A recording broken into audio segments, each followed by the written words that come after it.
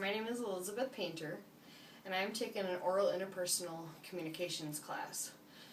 We are to do a presentation on one of the topics from our discussion boards in this course, and I chose to do mine on the favored ways of communication. I just wanted to ask you a few simple questions when it comes to communication. When you are trying to communicate with someone, would you rather be face-to-face, or maybe write them a letter, call them, email, or text them? What about when you're at home, away from the workplace? I know I tend to communicate with my friends and family in a different way than I would with my supervisors, colleagues, or even the general public. Have you taken the time to analyze your personal preferences when it comes to communication? When I think about communication, I think about having a conversation with a person to receive or relay a message. Whatever that message may be, it could be verbal or nonverbal.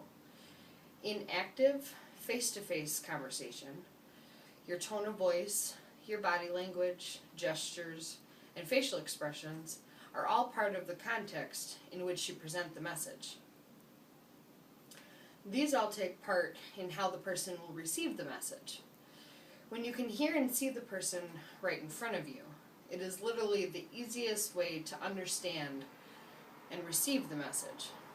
Some people have a hard time with person-to-person contact with others.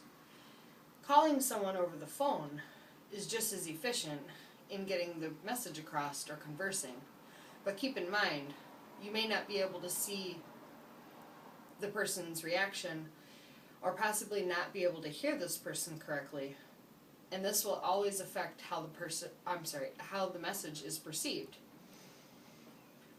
Emails, instant messaging, and texting are different ways of communication that has vastly changed human society. But the reaction could always be positive or negative. Again, these ways of communication, you cannot see the person's reaction. In the professional state, or in a workplace, I prefer to use the face-to-face method when contacting my managers and coworkers. When contacting supervisors and my instructors from school, I generally send them an email to contact them.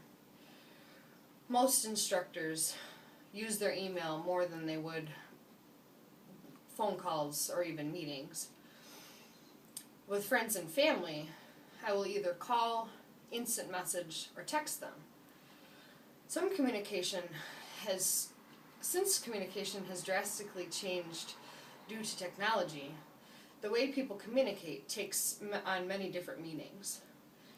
You can use the original way of contacting someone by writing them a letter and sending it at the post office, but that has become a thing of the past. Now people use technology to relay a message. Just jump on the computer or your cell phone, and people get the message you sent to them instantly, whether they call or write. Without technology, communicating would have to be done through the old-fashioned method, which person-to-person contact, the telephone, or by mail. Either way, you still need communication skills no matter how you do it.